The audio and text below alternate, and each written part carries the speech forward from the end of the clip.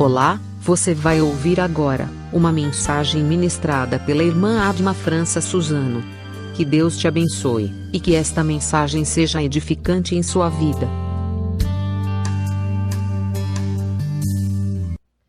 Boa noite, irmãos. Com muito alegria estamos nessa noite na casa do Senhor. Mais uma vez nesse dia, para estarmos cultuando ao nosso Deus. E nesse momento, nós queremos estar meditando um pouco sobre a palavra do nosso Deus. E eu convido os irmãos para estarmos lendo junto Gênesis capítulo 19, dos versos 1 ao 26. Nós que estamos fazendo a nossa leitura aí, diária, nesse objetivo de estarmos lendo a palavra do Senhor em um ano, nós já passamos por esse capítulo, e vamos estar então lendo, recordando e meditando um pouco, neste capítulo de Gênesis, capítulo 19, dos versos 1 ao 26. Diz assim a palavra do Senhor: Ló recebe em sua casa os 2 anjos. Ao anoitecer, vieram os 2 anjos a Sodoma, a cuja entrada estava Ló assentado. Este, quando os viu, levantou-se e, indo ao seu encontro, prostrou-se, rosto à terra. E disse-lhes: Eis agora, meus senhores, vinde para a casa do vosso servo, pernoitai nela e lavai os pés. Levantar-vos-eis de madrugada e seguireis o vosso caminho. Responderam eles: Não, passaremos a noite na praça. Instou-lhes muito e foram e entraram em casa dele. Deu-lhes um banquete, fez assar uns pães asmos e eles comeram. Mas antes que se deitassem, os homens daquela cidade cercaram a casa, os homens de Sodoma, tanto os moços como os velhos, sim, todo o povo de todos os lados, e chamaram por Ló e lhe disseram: Onde estão os homens que à noitinha entraram em tua casa? Traze-os fora a nós para que abusemos deles. Saiu-lhes então Ló à porta, fechou-a após si, e lhes disse: Rogo-vos, meus irmãos, que não façais mal. Tenho 2 filhas virgens e vô-las trarei. Tratai-as como vos parecer, porém nada façais a estes homens, porquanto se acham sob a proteção de meu teto. Eles, porém, disseram: Retira-te daí. E acrescentaram: Só ele é estrangeiro, veio morar entre nós e pretende ser juiz em tudo? A ti, pois, faremos pior do que a eles. E arremessaram-se contra o homem, contra Ló, e se chegaram para arrombar a porta. Porém os homens, estendendo a mão, fizeram entrar Ló e fecharam a porta, e feriram de cegueira aos que estavam fora, desde o menor até ao maior, de modo que se cansaram à procura da porta. Então disseram os homens a Ló: Tens aqui alguém mais dos teus? Genro, e teus filhos e tuas filhas, todos quantos tens da cidade, faze-os sair deste lugar. Pois vamos destruir este lugar, porque o seu clamor se tem aumentado, chegando até a presença do Senhor, e o Senhor nos enviou a destruí-lo. Então saiu Ló e falou aos seus genros, aos que estavam para casar com suas filhas, e disse: Levantai-vos, saí deste lugar, porque o Senhor há de destruir a cidade. Acharam, porém, que ele gracejava com eles. Ao amanhecer, apertaram os anjos com Ló, dizendo: Levanta-te, toma tua mulher e tuas 2 filhas, que aqui se encontram, para que não pereças no castigo da cidade. Como, porém, se demorasse, pegaram os homens pela mão, e ele, a sua mulher e as 2 filhas, sendo-lhe o Senhor misericordioso, e o tiraram e o puseram fora da cidade. Havendo-os levado fora, disse um deles: Livra-te, salva a tua vida, não olhes para trás, nem pares em toda a campina. Foge para o monte, para que não pereças. Respondeu-lhes Ló: Assim não, Senhor meu. Eis que o teu servo achou mercê diante de ti, e engrandeceste a tua misericórdia que me mostraste, salvando-me a vida. Não posso escapar no monte, pois receio que o mal me apanhe e eu morra. Eis aí uma cidade perto para a qual eu possa fugir, e é pequena. Permite que eu fuja para lá. Porventura não é pequena, e nela viverá a minha alma. Disse-lhe, quanto a isso, estou de acordo, para não subverter a cidade de que acabas de falar. Apressa-te, refugia-te nela, pois nada posso fazer enquanto não tiveres chegado lá. Por isso se chamou Zoar, o nome da cidade.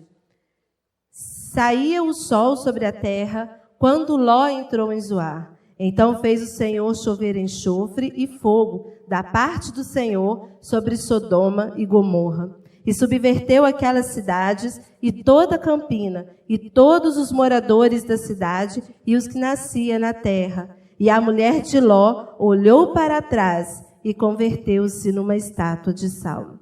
Esse texto, né, irmãos, embora tenha algumas partes que talvez nós não conheçamos tanto, mas, né, da mulher de Ló, que se tornou uma estátua de sal, todos nós já ouvimos falar, né? E nós vamos estar falando nessa noite um pouquinho sobre a paciência de Deus. Já estudamos, né, sobre o Deus soberano, o Deus que criou, né, todas as coisas. Já estudamos sobre o Deus onipotente, aquele que pode fazer todas as coisas.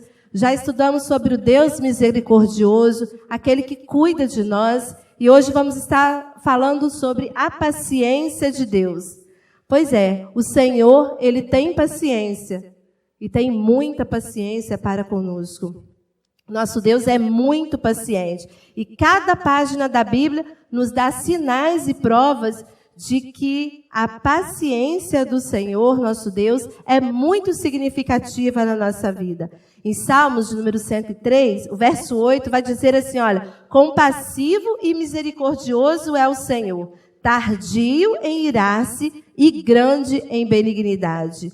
Então, vem falando, né, que o Senhor, Ele é compassivo e misericordioso, é tardio em irar-se, é paciente para conosco.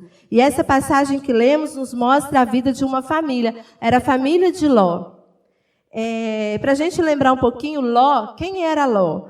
Ló, ele era sobrinho de Abraão. E ele era casado com uma mulher que não sabemos o nome, né? Desconhecemos o nome dessa mulher, mas a Bíblia fala também que ele teve 2 filhas. E a gente pode saber também sobre Ló que ele e sua família, eles eram nômades, ou seja, vivia de lugar em lugar. A princípio, né, a gente pode ler no livro de Gênesis, que Ló, ele andava junto com o seu tio Abraão. Ele, durante muito tempo, ele caminhou junto com o seu tio Abraão. Mas aí, em determinado momento, os seus empregados, os seus servos, se desentenderam com os servos de Abraão. E ali, naquele momento, eles precisavam, então, distanciar um do outro. Abraão, então, deixou Ló escolher, então, para onde Ló queria ir. E a gente sabe que Ló, né, a Bíblia fala que Ló olhou para aquele lugar bem bonito, onde tinha um campo bem vasto, onde as vegetações eram mais verdinhas, provavelmente, onde o caminho era mais fácil para ir, né, era uma região conhecida como Vale do Jordão, então um rio passava por ali, então foi para esse lugar que Ló preferiu ir. E em pouco tempo, ele foi morar na cidade de Sodoma. E Sodoma era uma cidade bem próxima a Gomorra. Então, eram 2 cidades bem próximas. A Bíblia nos diz algo sobre os homens de Sodoma. E está lá em Gênesis, capítulo 13, o verso 13. E o que a Bíblia vai dizer sobre esses homens que moravam em Sodoma não é nada agradável. A Bíblia diz, olha, os homens de Sodoma eram maus e grandes pecadores contra o Senhor. Olha que característica. Eram maus, homens maus e grandes pecadores contra o Senhor. E essa passagem que lemos nos conta que o Senhor decidiu, então, destruir essas 2 cidades. Por causa do pecado que havia ali e porque esses homens eram muito maus. O texto nos mostra o modo como Deus destruiu essas 2 cidades. Porém, mais do que isso, ele vem falar para a gente sobre essa paciência que o Senhor teve com aquela família de Ló. A gente leu ali que o Senhor, derramou um enxofre, pegou tudo pegou fogo, tudo acabou, as campinas, as casas, as pessoas. Mas a gente vai focar então agora nessa paciência que o Senhor teve para com essa família. E a primeira lição que podemos aprender é que o pecado pode até parecer vantajoso, mas é sempre a pior coisa do mundo para a vida humana. Então, olha o que aconteceu naquela cidade. A princípio, parecia vantajoso tudo que eles faziam. Mas a gente pode ver que o fim não foi nada agradável. Ló tinha ido morar em Sodoma por uma simples razão: interesses econômicos. Desde lá de trás, quando Ló se distanciou de Abraão, separou de Abraão, ele preferiu ir para o lugar aonde era mais bonito, mais agradável de se estar. Provavelmente, a economia daquele lugar era melhor, as plantações ali eram melhores. Então, ele optou em ir para o melhor lugar, aparentemente. Era interesses econômicos que Ló tinha. O Vale do Jordão era uma terra muito fértil, era boa para a agricultura e também para a pecuária. Ló foi para Sodoma por ambição, ganância e avareza. Sua escolha foi movida pelo desejo de levar vantagem sobre o seu tio. Ló já começou ali a fazer algo que desagradava ao Senhor. Ele estava ali com ambição, com ganância, levando vantagem sobre o seu tio. Sua escolha foi movida pelo desejo de levar vantagem. E, a princípio, a vida de Ló parecia bem-sucedida. Então, às vezes, tudo estava caminhando muito bem na vida dele. Ele tinha crescido, ele agora tinha muitos servos, provavelmente ele tinha muito gado, estava indo agora para os lugares que tinham verdes pastagens para o seu gado. Tudo estava indo muito bem. Ló, então, era um homem bem-sucedido. Em Sodoma, Ló ganhou muito dinheiro. Ficou um homem muito rico, se tornou reconhecido socialmente. Ló virou juiz naquela cidade. Foi um grande exemplo de prosperidade material. E isso lhe possibilitou desfrutar de muitas vantagens. Vantagens, às vezes, que só o dinheiro pode trazer. Mas será que tudo esse dinheiro vale a pena? Mas o crente não pode querer ter o dinheiro? Podemos e não podemos? A resposta é sim e é não. Por que podemos querer ter o dinheiro? Se esse dinheiro for motivado, se nós estivermos motivados a conquistar esse dinheiro para promover a glória de Deus, tudo certo. Mas se não for essa a razão, se a nossa razão para conseguirmos cada dia ter mais, essa ambição de conseguir mais, de ter mais o dinheiro, alcançarmos cada vez mais, se isso for para o nosso proveito pessoal, está errado. O Senhor não se agrada. A Bíblia nos diz algo muito sério sobre essa questão de querer ficar rico, de querer cada dia ter mais. Olha o que diz 1 Timóteo 6, o verso 9. Mas os que querem ficar ricos caem em tentação, em armadilhas e muitos desejos loucos e nocivos, que afundam os homens na ruína e na desgraça, porque o amor ao dinheiro é a raiz de todos os males. É claro que precisamos a cada dia buscar ter o melhor para a nossa vida. Mas para que eu estou querendo ter mais? É para fazer o bem? É para glorificar o nome do Senhor? Ou é simplesmente para demonstrar que eu posso ter mais? Um detalhe interessante, quando a gente pensa em Ló, Ló não foi diretamente morar em Sodoma. Ele deixou Abraão e foi direto para Sodoma. Não, ele foi chegando aos pouquinhos. Ele montou a sua tenda em algum lugar perto, depois mais um pouquinho perto, até chegar na cidade de Sodoma. E muitas das vezes a gente tem feito isso também em nossa vida. A gente tem se aproximado das Sodomas que existe em nossa volta, do pecado que existe em nossa volta, devagarinho. Pastor Renato Vargas escreveu assim, olha, onde você tem armado suas tendas? Cuidado com os encantos do mundo. Às vezes, a gente está assim, não tem nada a ver, é só mais um pouquinho, eu quero só mais um pouquinho. E quando a gente vê, a gente já está envolvido no pecado. Muita gente age assim, vai se aclimatizando aos poucos com o pecado, vai se acostumando com o pecado. E quando vê, já está totalmente envolvido com o pecado. 1 Coríntios, não se enganem, as más companhias estragam os bons costumes. Às vezes a gente tem uma base boa, às vezes a gente tem um conhecimento da palavra do Senhor, às vezes a gente sabe que aquilo é errado, mas quando a gente vai chegando mais um pouquinho perto, vai chegando mais perto devagarinho, não tem nada a ver. Hoje em dia está tudo muito moderno, né? Isso era errado de primeiro, isso era errado antigamente. A gente vai se acostumando. Cuidado com aquilo que a gente tem se acostumado. Ló, quando foi para Sodoma, ele não era acostumado com as coisas erradas, com o pecado. Pelo contrário, ele conhecia a Deus.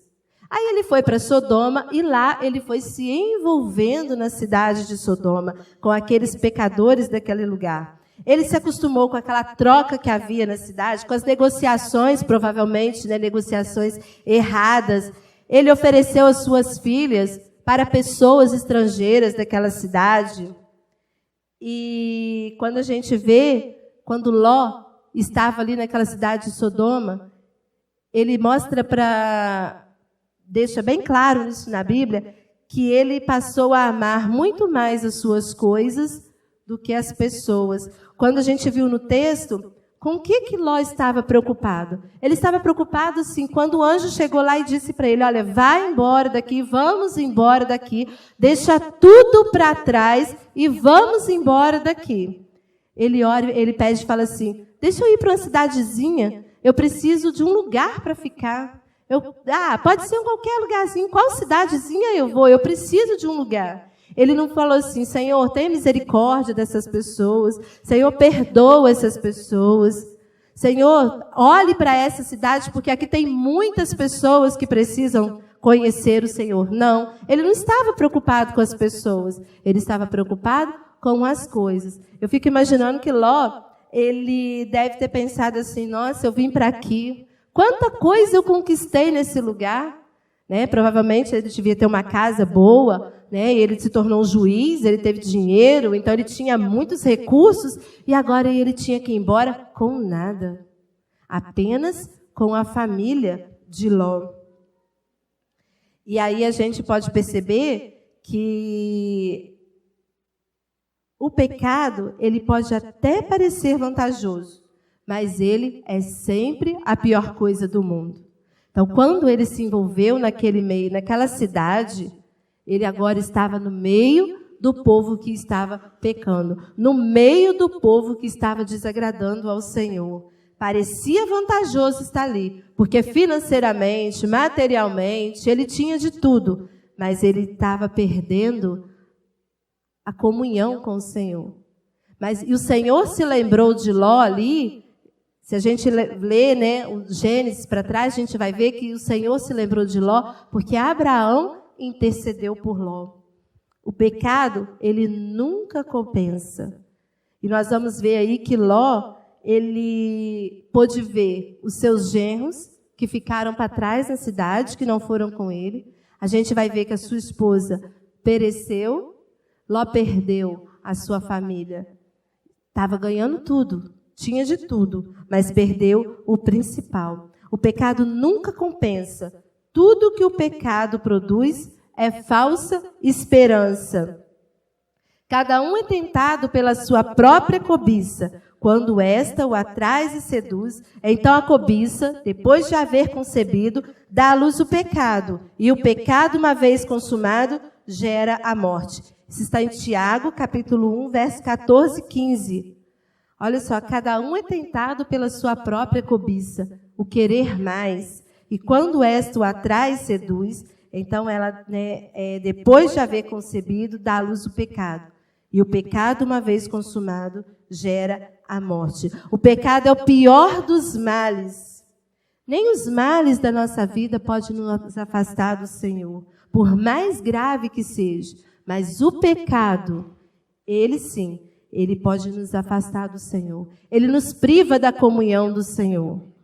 Quando estamos em pecado, quando estamos cometendo algo que desagrada ao Senhor, e esse algo que desagrada ao Senhor, ele pode ser algo que eu penso, algo que eu falo, algo que eu faço, algo que eu deixo de fazer, que desagrada ao Senhor. E o Senhor não se agrada deste pecado. E aí nos afastamos do Senhor. Deixamos de estar na comunhão com o Senhor. O pecado ele é sempre enganador. Ele promete aquilo que não pode dar. A princípio, parece agradável, mas depois o fim dele é totalmente desagradável. O pecado, ele promete alegria.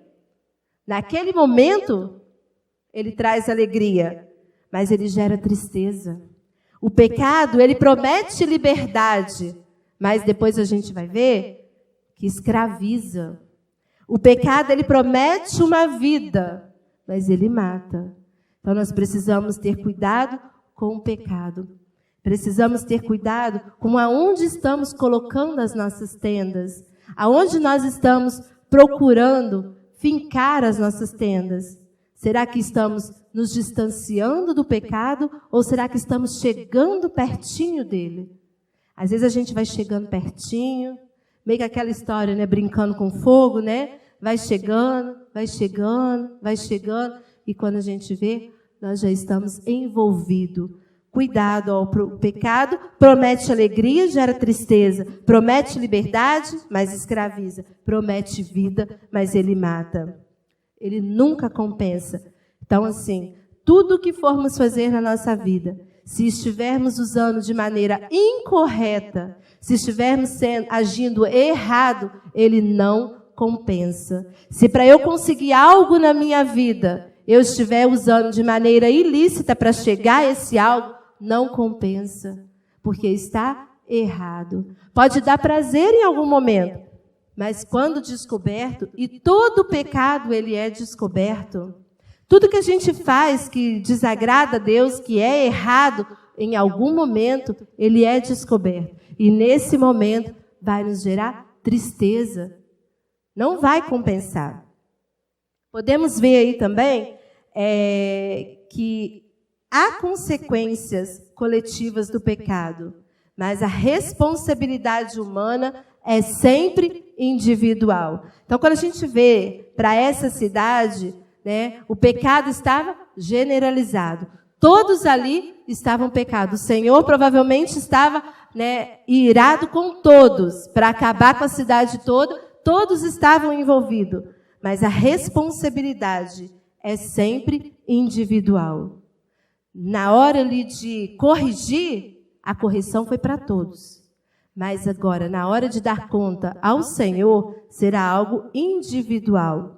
Conta-nos o verso 25, que o fogo destruiu todos os moradores, todos os vegetais das duas cidades, a terra toda pereceu, muita gente morreu, a natureza sofreu as consequências, mas no verso 26 vai dizer, a mulher de Ló, que olhou para trás, transformou-se numa estátua de sal. Mas como assim? O Senhor deu uma chance para ela de sair daquele lugar. A responsabilidade de olhar para trás foi dela. O pecado era de todos, mas quando ela desobedeceu o Senhor de olhar para trás, apenas ela virou estátua de sal na família de Ló. Porque a responsabilidade era dela. A consequência foi coletiva. O quanto aquela família sofreu, né? Além de ter perdido tudo lá atrás, né? As filhas que ficaram sem a mãe, o esposo que ficou sem a esposa, perderam ali um ente querido, mas a consequência maior, foi a responsabilidade maior, foi individual, foi daquela mulher.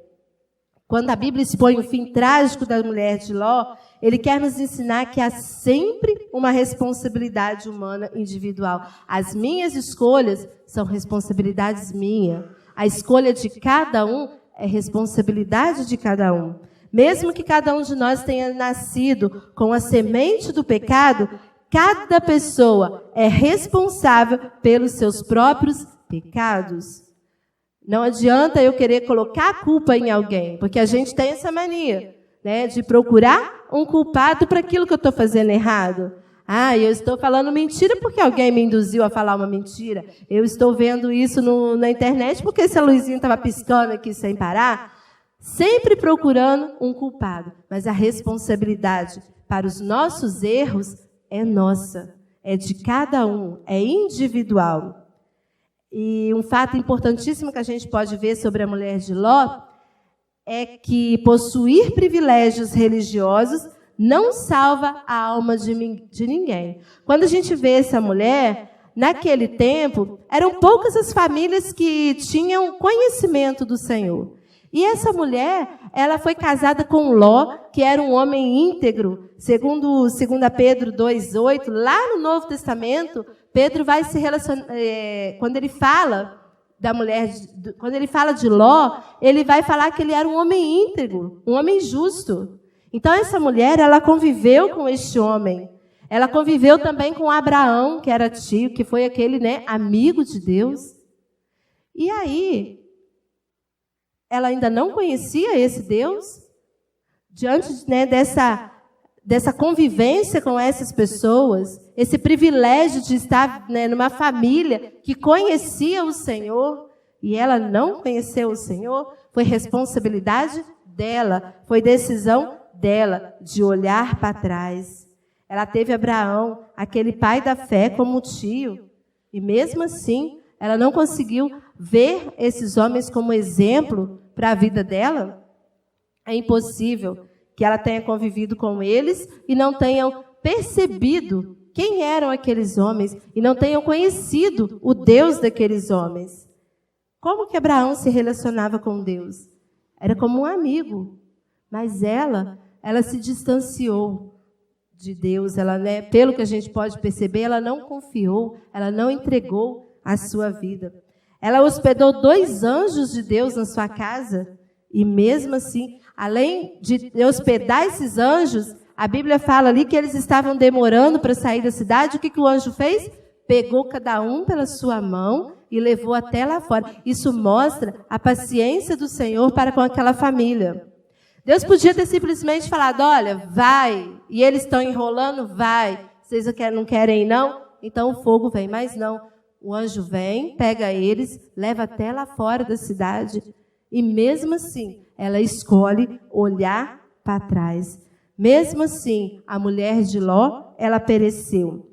Pereceu porque, apesar de todas as oportunidades, ela viveu e morreu sem Deus. Quando vem falando sobre a mulher de Ló, na Bíblia, no hebraico, vem falando de uma palavra que é nissab, ou seja, é uma estátua, é um pilar. Ela virou um modelo para a gente. Ela é um exemplo para a gente. Ela ficou famosa, mas é um mau exemplo. Sabe aquele exemplo que a gente não deve seguir? É o exemplo dessa mulher. Jesus, certa ocasião, falando, ele disse assim, olha, lembrai-vos da mulher de Ló, isso está lá em Lucas 17:32. Lembrai-vos da mulher de Ló. Jesus queria advertir a responsabilidade individual de cada um dos seres humanos. Ele queria explicar para cada um, olha, cuidado com o que vocês fazem. Lembra o que aconteceu com a mulher de Ló? Ela conhecia a palavra do Senhor. Ela teve o contato com aquele anjo. Ela foi tirada pelas mãos do anjo. Mas a responsabilidade foi dela de escolher olhar para trás. Jesus, então, nos ensina, usando este exemplo, lembrem da mulher de Ló. E em terceiro lugar, a gente pode pensar que Deus é muito paciente, mas a sua paciência também sempre tem limite. Diz a Bíblia, em Gênesis 13:13, que os homens de Sodoma eram maus e grandes pecadores contra o Senhor. Não sabemos sobre todos os pecados da cidade de Sodoma e Gomorra. Não sabemos o que eles faziam ao certo, Tudo o que eles faziam. Diz a Bíblia que eles eram maus e grandes pecadores contra o Senhor. Mas um dos pecados é citado neste capítulo, nos versos 4 e 5. Mas antes que se deitassem, todos os homens da cidade cercaram a casa, isto é, os homens de Sodoma, desde os moços até os velhos. Sim, gente de todos os lados. Eles chamaram Ló e perguntaram: onde estão os homens que entraram essa noite em tua casa? Traze-os aqui fora para nós, para que os conheçamos intimamente. A minha versão, que eu li, disse para que abusemos dele. Essa é a primeira referência ao homossexualismo na Bíblia. Dos 66 livros que temos na Bíblia, em 27, a Bíblia se refere ao principal pecado de Sodoma, conhecido como sodomia, ou seja, homossexualidade. Então, a Bíblia já começa falando, lá em Gênesis, contra este pecado. E pelo que a gente pôde perceber, quando ele fala todos os homens que estavam ali, dos mais velhos ao mais novos, jovens, moços, então era um pecado que estava generalizado naquela cidade. E a palavra vem dizendo muito bem contra essa atitude, contra esse pecado. A Bíblia deixa claro que a cidade estava tomada com esse estilo de vida.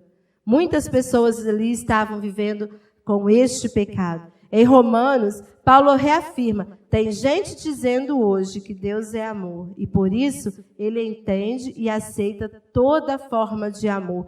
Isso são pessoas que quando dizem, colocam para a gente assim, mas o nosso Deus, ele é um Deus de amor, e ele aceita todas as coisas. Não podemos cair nessas, irmãos. Realmente, a Bíblia fala lá em João 3,16, porque Deus amou o mundo, amou todas as pessoas. E também em 1 João 4,8 vai dizer que Deus é amor. Mas isso não é toda a verdade, porque Deus é amor, mas Deus também ele é justiça. E a mentira mais perigosa é aquela que mais se parece com a verdade. Muitas vezes a gente começa a acreditar naquilo que a gente ouve, porque está muito próximo àquela verdade que a gente acredita. Então, hoje, nos nossos dias, as pessoas têm usado muito isso também. Essa mesma coisa que é citada por Paulo lá em Romanos. Deus é amor. Deus é amor.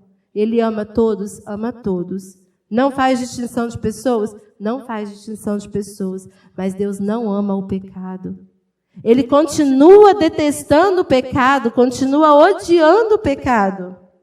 E se esse é um pecado, ele continua odiando um pecado. Por que a homossexualidade, então, é pecado? A Bíblia vem falando. Porque Deus assim determinou, porque vai contra a fisiologia humana, porque é atentado contra a família, porque impede a reprodução humana e porque é um relacionamento egoísta.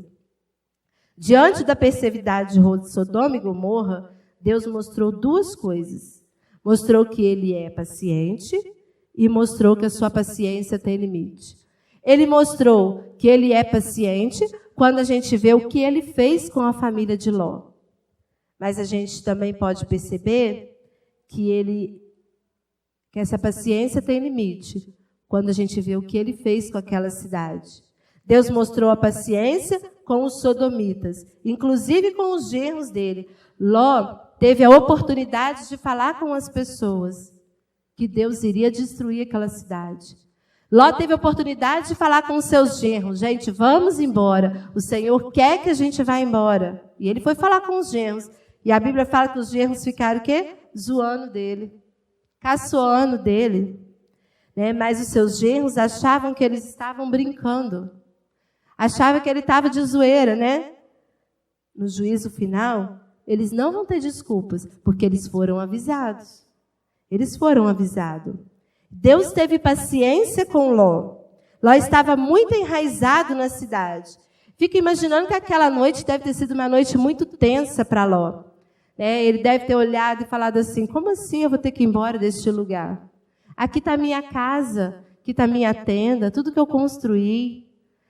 Provavelmente os meus gados, meus servos, toda a minha vida, todo o meu investimento, todo o meu dinheiro, tudo está aqui nesse lugar. nessa cidade.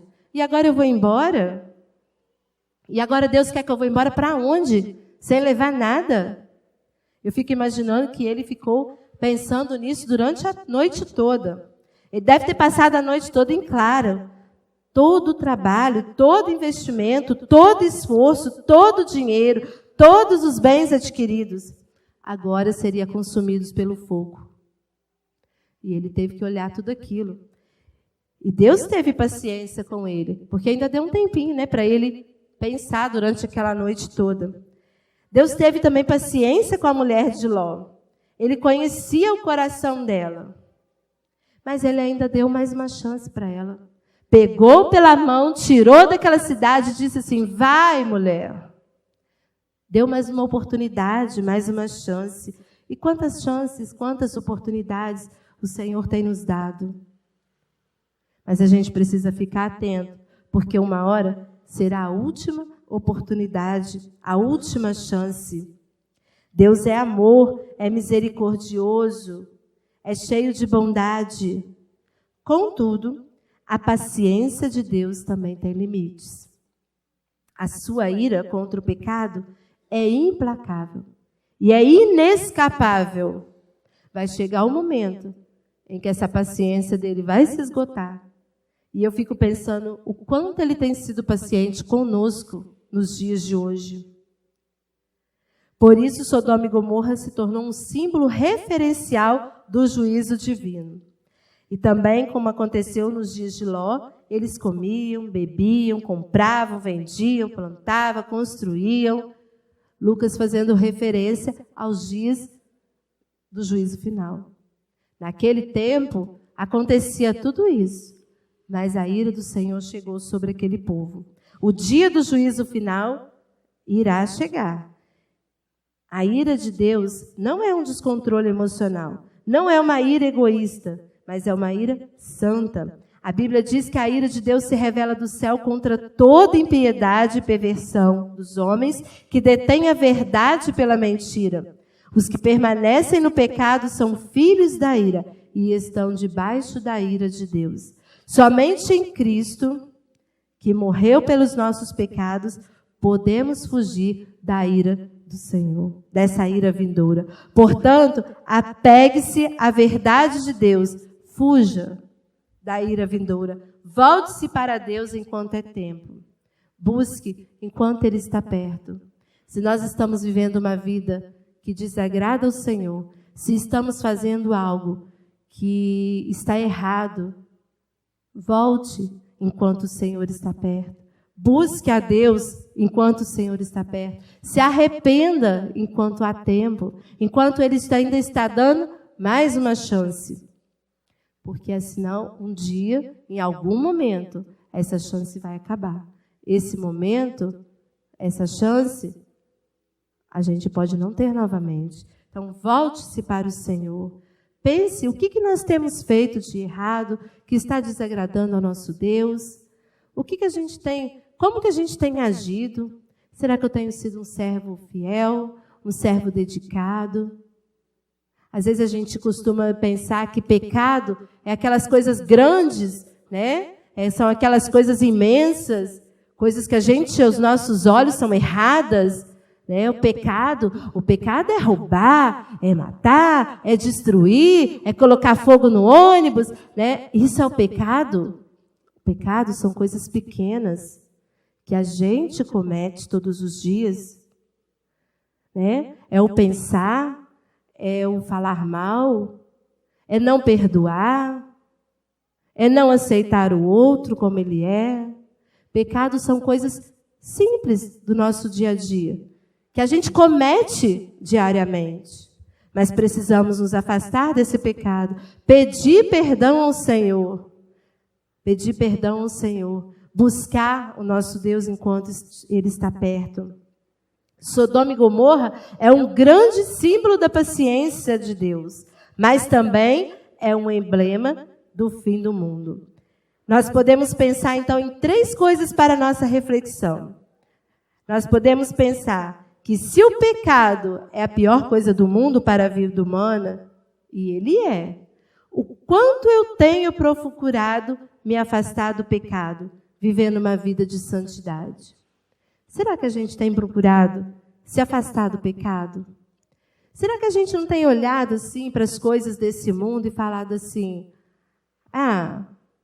os tempos agora são outros, né? Agora a gente está em pleno século XXI, qual o problema? O tempo agora é outro, mas a palavra do Senhor, ela não mudou. E aquilo que desagradava a Deus naquele tempo da Bíblia, desagrada ao Senhor até hoje. Então, será que nós estamos vivendo de forma a nos distanciar do pecado? Então, eu não posso mais, conviver com ninguém, não posso mais conversar com ninguém, porque todo mundo é pecador. Não, nós precisamos e devemos conversar com as pessoas, estar junto com as pessoas, mas precisamos viver uma vida de santidade, sermos diferentes, nos afastarmos do pecado. Será que há pecados cativados em minha vida, precisando ser confessados, perdoados, precisando ser abandonados? Será que tem coisas que nós estamos fazendo que precisamos nos arrepender, colocar diante do Senhor, confessar diante do Senhor, pedir perdão? Também devemos pensar se há consequência coletiva do pecado, e elas existem. Quando a gente erra, quando eu erro, muitas pessoas à minha volta sofrem com o meu erro, com o meu pecado. Se eu estou sendo infiel com o Senhor, por que não dizer que toda a igreja sofre pelaquela infidelidade, por aquele meu pecado? A consequência do pecado é coletiva, mas a responsabilidade, ela é individual. O quanto eu tenho assumido a minha responsabilidade pelos meus pecados? Será como que a gente tem chegado diante do Senhor e tem falado: Deus, eu sou pequeno, eu sou falho, eu erro, a culpa é minha? Ou será que a gente tem pensado que a culpa é do outro, que o meu coração está endurecido porque o outro fez mal para mim, porque eu estou vivendo assim porque o outro me feriu, que eu estou agindo dessa forma porque o outro está agindo comigo assim também? A gente sempre procura colocar uma culpa no outro. Não, o nosso pecado, o nosso erro é culpa nossa. Será que temos assumido a responsabilidade dos nossos erros, dos nossos pecados? Será que não temos tentado colocar a culpa em tantas pessoas e tirar a culpa de nós? E se Deus é muito paciente, e Ele é paciente, e nós sabemos que Ele é paciente, quanta paciência Ele tem para conosco? Às vezes a gente costuma dizer assim: gente, ainda bem que Deus não age como nós, porque se o Senhor agisse um pouquinho como a gente, talvez o nosso país já tinha sido uma Sodoma, uma Gomorra. Ainda bem que o Senhor é misericordioso, ainda bem que o Senhor é paciente para conosco. O quanto eu estou preparado para o dia que essa paciência do Senhor chegar ao limite? O quanto eu estou preparado para o juízo final? Será que eu estou preparado? Será que cada um de nós está preparado para esse dia, para esse momento? Não devemos abusar da paciência de Deus. Afinal de contas, ninguém gosta, nem nós, seres humanos, gostamos, quando o outro abusa da nossa paciência. Por que a gente tem, às vezes, abusado dessa paciência do Senhor? Não temos levado em consideração que o Senhor está sendo paciente para conosco. Hoje, Ele nos chama ao arrependimento. Hoje, Ele nos chama à santidade. E hoje Ele nos chama a consagrar a nossa vida cada vez mais diante dEle. Hoje é o tempo de aproveitar as oportunidades que o Senhor tem nos dado. Oportunidade de viver uma vida melhor, oportunidade de errar menos, oportunidade de amar, oportunidade de perdoar, Oportunidade de colocar a nossa vida nas mãos do Senhor, confiar só a Ele, entregar o nosso coração para Ele. Oportunidade de colocarmos a nossa vida nas mãos de Jesus, que é o nosso Salvador. Devemos aproveitar essa oportunidade e pensar que essa paciência do Senhor, ela um dia vai chegar ao fim, assim como aconteceu com aquela cidade.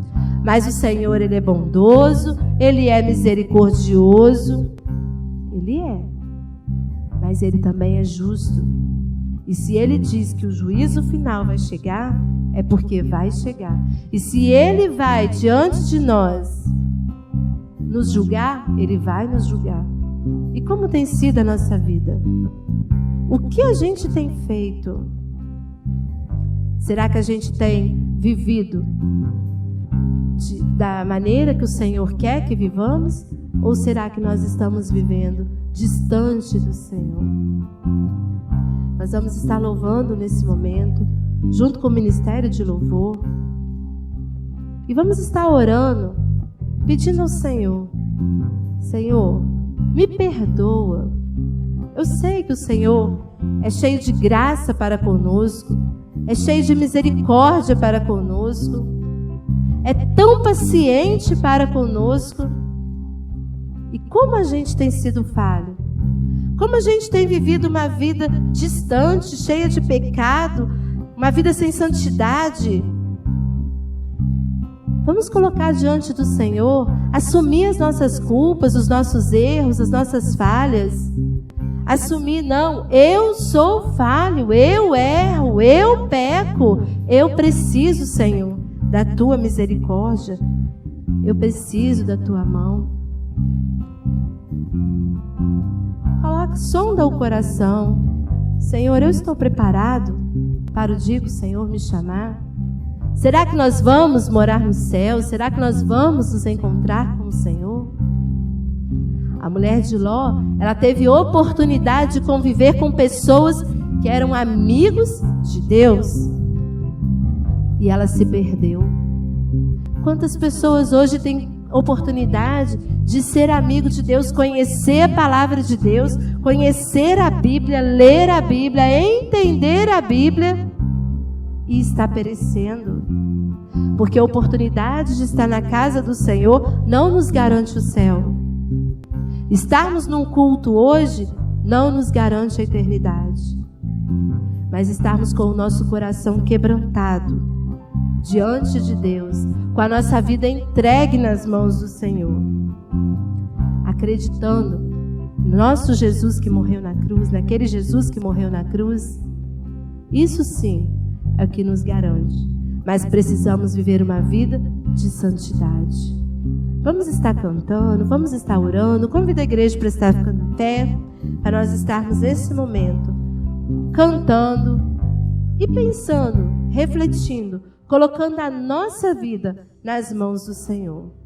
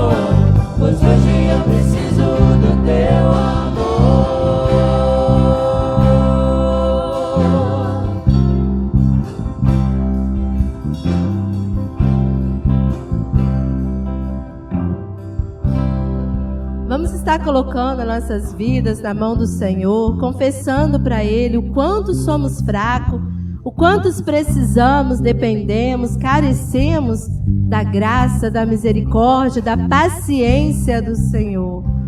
Pedi o pastor para que esteja nesse momento orando ao nosso Deus. Pai soberano, Pai misericordioso, Pai onipotente e Pai também paciente, aqui estamos nós nesta noite com o nosso coração quebrantado diante da Tua presença. Reconhecemos, ó Deus, que a nossa vida em muitos momentos, ela tem sido como a vida de Ló.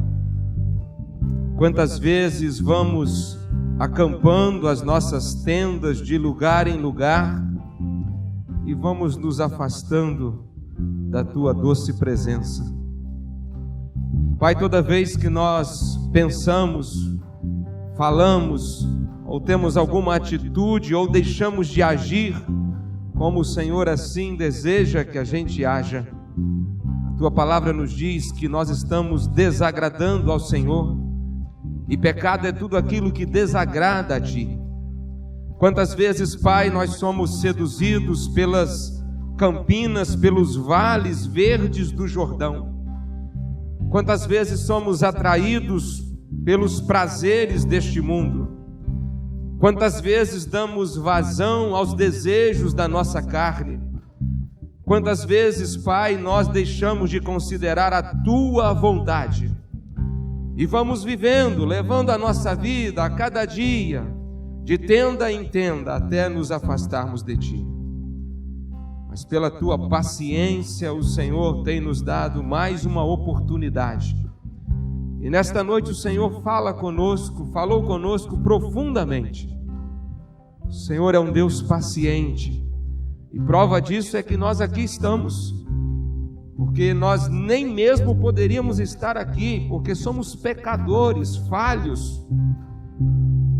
Mas, Pai, por pura bondade Tua, pela Tua paciência, o Senhor tem nos dado essa nova oportunidade para sairmos daqui nesta noite com um firme propósito de não olhar para trás, não sermos estátua de sal, mas sermos sal da terra e luz neste mundo. Ó Pai, tenha misericórdia de nossas vidas, que essa seja verdadeiramente uma noite marcante na vida de cada um de nós que aqui estamos, que ao voltarmos para os nossos lares possamos voltar na certeza de que tivemos nesta noite um novo encontro com o Senhor, e a nossa vida nunca mais será a mesma, e a partir de amanhã, nas primeiras horas do dia, nós agiremos de maneira diferente. Nós queremos, Pai, viver no centro da Tua vontade. Nós queremos, ó Pai, aproveitar as oportunidades, as chances que o Senhor tem nos dado, porque o fim se aproxima, o dia da ira do Senhor está muito prestes a acontecer. Talvez não dê tempo daquele que começou a fazer o curso terminar, talvez não dê tempo de terminar a casa, aquele que começou a construir, aquele que adquiriu recentemente, talvez não dê tempo de acabar de pagar, mas Pai, que nós sejamos encontrados vivendo no centro da Tua vontade. Esse é o nosso desejo, Pai, esse é o nosso desejo de coração, de verdadeiramente estarmos cada dia mais e mais juntinho do Senhor. Então prepara o nosso coração para o nosso encontro contigo, porque pode ser que mesmo antes do Senhor vir, no dia da ira do nosso Deus, pode ser que a gente seja chamado, que a gente seja convocado, e nós precisamos estar preparados. Pai, que ninguém volte para sua casa nesta noite certo de que está com a sua vida em dia com o Senhor, de que pediu perdão ao Senhor e decidiu assumir um compromisso com Jesus Cristo. Muito obrigado, Senhor, por esta oportunidade concedida a nós nesta noite. Oramos assim no nome de Jesus.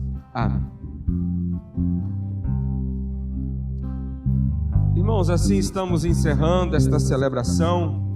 Que Deus possa te abençoar, tenha uma boa semana. A nossa cantina está funcionando, fique à vontade para passar por ali. Você que nos visita, volte sempre. É um prazer recebê-lo sempre na nossa igreja. Amém.